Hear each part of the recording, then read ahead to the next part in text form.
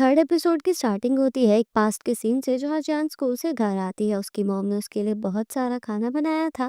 फिर वो जियान को अपने साथ उस जगह लेकर जाती है जहाँ वो अक्सर अपने हस्बैंड के साथ जाती थी।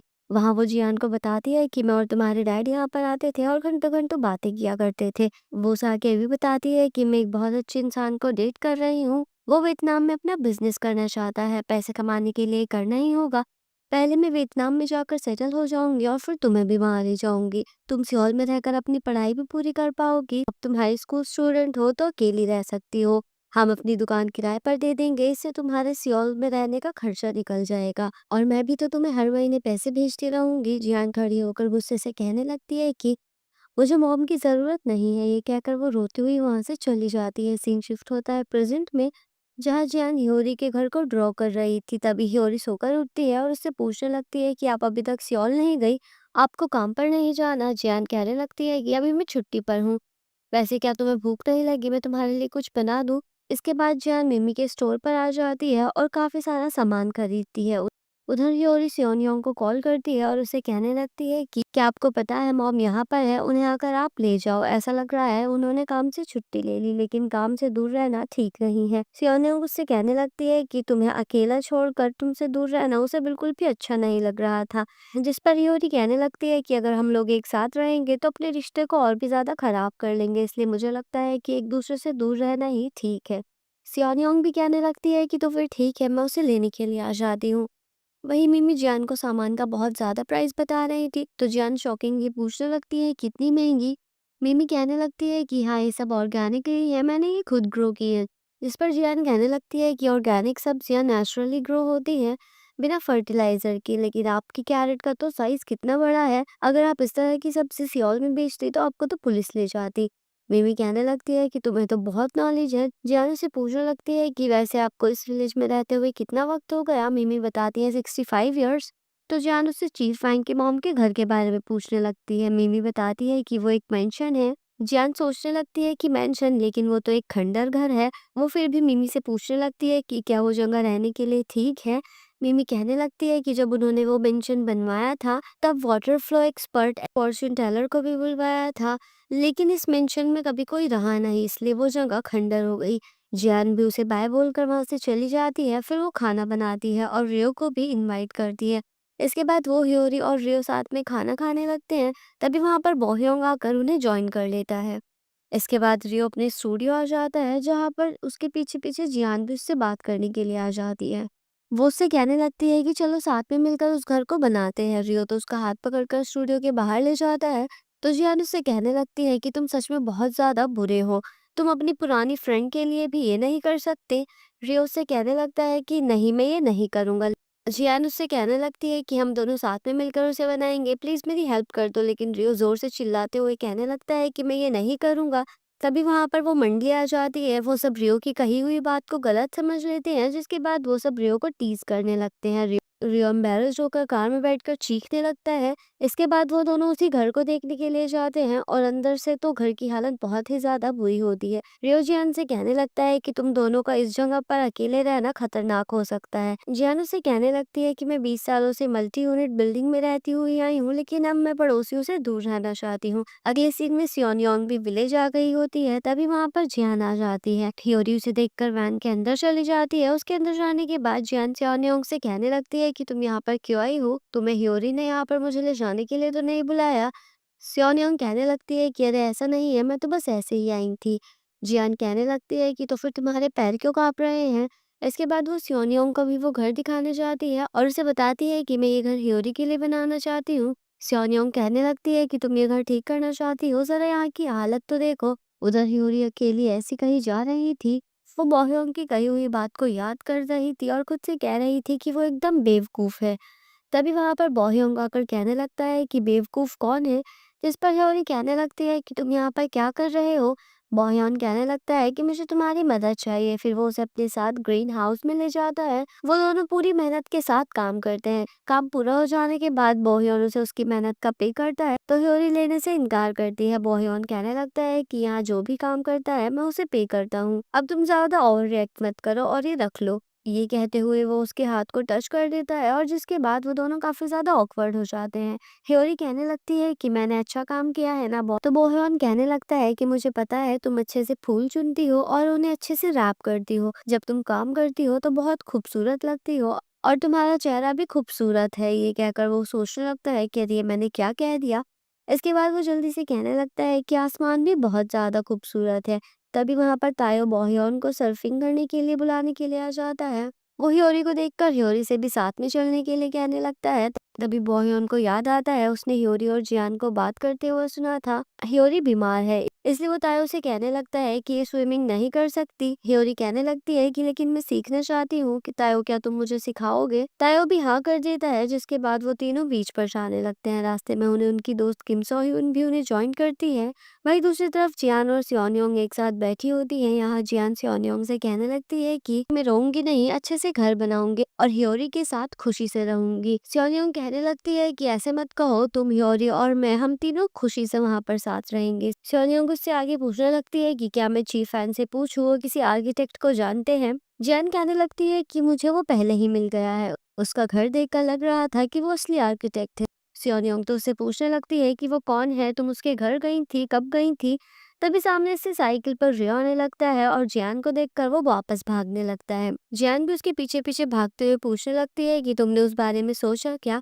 रियो साइकिल रोककर पूछने लगता है कि तुम उस घर को क्यों ठीक करना चाहती हो, जिस पर जियान कहने लगती है कि मैं वहां पर ह्योरी के साथ एक अच्छी जिंदगी जीना चाहती हूँ।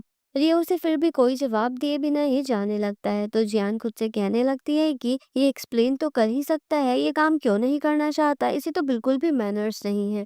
फिर वो वापस जाने लगती है तो रियो भी आगे जाकर अपनी साइकिल रोककर कुछ सोचने लगता है और फिर वापस आने लगता है। उसे देखकर जियान कहने लगती है कि मैं तुम्हें इस काम के लिए इंसिस्ट नहीं करूंगी। ये कहकर वो जाने लगती है, लेकिन रियो उससे कहने लगता है कि इसे करते हैं। लेकिन इस बार जियान उसे नखरे दिखाने लगती है और वहां से जाने लगती है। तो पीछे से रियो जोर जोर से कहने लगता है कि चलो अब करते हैं। जियान खुश होकर कहने लगती है कि तुम सच कह रहे हो, मुझे तुम पर पूरा यकीन था। तभी वहां पर फिर से वही मंडी आ जाती है और फिर से उनकी कही हुई बातों का गलत मतलब निकाल लेती है। उधर बीच पर बोह्योंग ह्योरी को अपने बाकी दोस्तों से मिलवाता है, जिसके बाद तायो ह्योरी को सिखाने लगता है कि सर्फिंग कैसे करते हैं और बाकी के लोग सर्फिंग कर रहे थे। सर्फिंग सीखते हुए ह्योरी बहुत ही ज्यादा इंजॉय करती है और बहुत खुश भी थी। बोह्योन भी उसे देख रहा होता है कि वो कितनी ज्यादा खुश है। फिर वो सब लोग एक जगह पर बैठ जाते हैं तो बोह्योन किम सो hyun से कहने लगता है कि तुम तो हर चीज में बहुत अच्छी हो।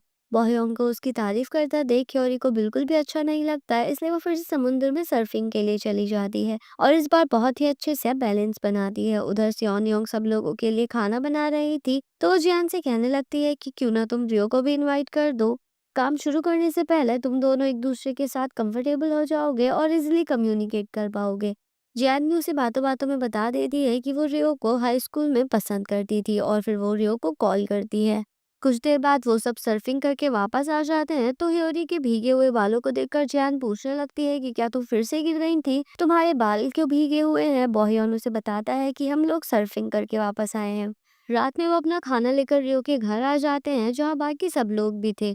यहाँ पर रियो के फेस पर आईलैश का हेयर टूट कर गिर जाता है तो जियान उसे उठाने लगती है। जैसे ही रियो पीछे देखता है तो सब लोग बस उन्हें ही देख रहे थे। रियो तो जोर से चिल्लाते हुए कहने लगता है कि जैसा तुम सब सोच रहे हो ऐसा कुछ भी नहीं। तायो तो उससे कहने लगता है कि मिस्टर रियो आप एक डिवोर्सी हो, अगर आप किसी को डेट करोगे भी तो इसमें कोई भी खराबी नहीं है। इसके बाद वो सब साथ में बैठकर खाना खाने लगते हैं। बाद में जियान और रियो अकेले में बात कर रहे थे। रियो उससे कह रहा था कि मैंने सुना है ह्योरी बीमार है। वो याद करता है कि सुबह बोह्योन ने उसे बताया था कि डैड वो बीमार है, इसलिए मैं चाहता हूँ कि वो यहाँ पर हमारे साथ कंफर्टेबली रहे। जियान पूछने लगती है तो फिर इसलिए तुमने हमारे काम के लिए हाँ की। रियो कहने लगता है ऐसा नहीं है, मेरा प्रोजेक्ट डिले हो गया था और कुछ टाइम के लिए मैं फ्री हूँ। वो आगे ये भी कहता है जब भी तुम फ्री हो जाओगी तो मुझे अपने सियोल वाले घर लेकर चलना, क्योंकि जब मैं लोगों का पुराना घर देखता हूँ तो मुझे उनका नए घर बनाने के लिए आइडियाज मिल जाते हैं। जियान भी उसे हाँ कहकर वहां से वैन में आ जाती है। वैन में ह्योरी उससे पूछने लगती है कि आपकी छुट्टियां कब तक खत्म होने वाली है। जियान उसे सच बता देती है मैंने जॉब छोड़ दी और अब मैं सियोल नहीं जा रही। ह्योरी कहने लगती है जॉब क्यों छोड़ी, क्योंकि मैं मरने वाली हूँ इसलिए। स्योनयोंग उसे समझाने लगती है तुम इस तरह की बातें क्यों कर रही हो, तो हियोरी कहने लगती है कि मॉम मुझे अभी ऐसा ही फ़ील करा रही हैं। जियान भी उसे कहने लगती है कि मैं वहाँ अकेली कैसे रह सकती हूँ जब तुम यहाँ पर अकेली हो। हियोरी कहने लगती है मैंने कहा था मुझे आपकी परवाह नहीं है और मैं अपना ख़्याल खुद रख सकती हूँ। जियान कहने लगती है अगर मैं बीमार होती तुम क्या मुझे ऐसे ही छोड़ देती? हियोरी कह देती है हाँ मैं छोड़ देती। जियान कहने लगती है तुम मुझसे इतनी ज़्यादा नफ़रत करती हो जिस पर हियोरी हाँ कह देती है। फिर सियोन उसे बता देती है कि जियोन को काम से निकाल दिया गया। कि कंपनी की कुछ सप्लाईज चोरी हो गई थी। हियोरी कहने लगती है आपने उन्हें कुछ भी नहीं कहा। तभी उसके सर में दर्द होता है तो वो अपना सर पकड़ने लगती है। जियान और सियोन घबराते हुए उससे पूछने लगते हैं क्या तुम ठीक हो, तुम्हारे सर में दर्द हो रहा है? जियान कहने लगती है कि तुम परेशान मत हो, मुझे फिर से हमेशा की तरह जॉब मिल जाएगी। लेकिन हियोरी उसका हाथ अपने सर से हटाकर बाहर जाकर बैठ जाती है। अगले दिन सियोन हियोरी को उठाती है लेकिन वो कोई जवाब नहीं देती। जियान जैसे ही उसके पास जाकर उसे उठाती है तो देखती है कि उसे बहुत तेज फीवर था। वो उसे जल्दी से हॉस्पिटल लेकर आती हैं तो डॉक्टर बताते हैं कि हियोरी को टॉन्सिलिटिस की वजह से फीवर है। जियान डॉक्टर को बताती है हियोरी को ब्रेन ट्यूमर है, कहीं ये सब उसकी वजह से तो नहीं हो रहा। डॉक्टर कहने लगते हैं कि इसे भी हॉस्पिटलाइज ही रहना होगा ताकि फीवर उतरने पर सारे चेकअप हो सके और फिर आप लोग हियोरी को उसके रेगुलर हॉस्पिटल में एडमिट करवा दीजिएगा। इसके बाद हम देखते हैं जियान पूरी रात हियोरी के पास बैठी होती है। जैसे ही अगले दिन हियोरी को होश आता है वो जियान से पूछने लगती है टाइम क्या हुआ है। जियान उसे टाइम बताती है और कहने लगती है सियोन जल्दी ही तुम्हारे लिए ब्रेकफास्ट लेकर आ जाएगी। हियोरी कहने लगती है मुझे कुछ नहीं खाना, फिर वो अपना चेहरा दूसरी साइड कर कर लेट जाती है। जियान उसे बताने लगती है जब मैं हाई स्कूल में थी मेरे डैड की मौत के बाद मेरी मॉम ने 3 आदमियों को डेट किया, वो तीसरे आदमी के साथ वियतनाम चली गई। मैं उस वक्त सिर्फ 11th ग्रेड में थी और उन्होंने मुझे अकेला छोड़ दिया। आज भी मैं जब भी अपनी आँखें बंद करती हूँ तो मुझे वो रात क्लियरली याद आ जाती है जब मेरी मॉम मेरी आँखों के सामने जा रही थी। काश मैं तब उन्हें रोककर उनसे अपने साथ रहने के लिए कह पाती या फिर उनसे खुद को उनके साथ ले जाने के लिए भीख मांग पाती। अब मैंने अकेले बहुत सफ़र किया है। हियोरी बैठकर कहने लगती है कि आपने तो कहा था ग्रैंडमा बहुत अच्छी थी, वो विलेज में सबसे ज़्यादा खूबसूरत थी और सबसे ज़्यादा अच्छा खाना बनाती थी। जियान कहने लगती है मैं तुम्हें सिर्फ उनके बारे में अच्छी बातें बताना चाहती थी और तुम्हारी अच्छी यादें बनाना चाहती थी। ह्योरी कहने लगती है आपको पता है मैं आपको क्यों पसंद नहीं करती?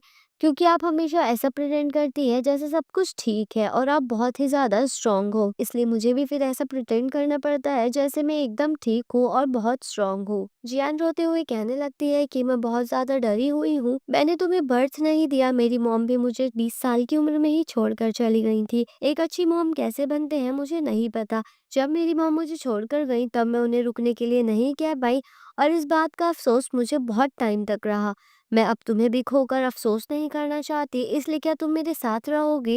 हियोरी भी रोते हुए उसका हाथ थाम लेती है और कहने लगती है कि मॉम आपने मुझे सब कुछ बता दिया, इसलिए मैं भी आपसे कुछ बताना चाहती हूँ। मैंने आपको ऐसा फ़ील करवाया इसलिए आप मुझे माफ़ कर दो, लेकिन सच ये है कि मैं भी बहुत ज़्यादा डरी हुई हूँ। जियान उसे गले लगा लेती है जिसके बाद वो दोनों माँ-बेटी मिलकर बहुत ज़्यादा रोते हैं और यहीं पर यह एपिसोड एंड हो जाता है।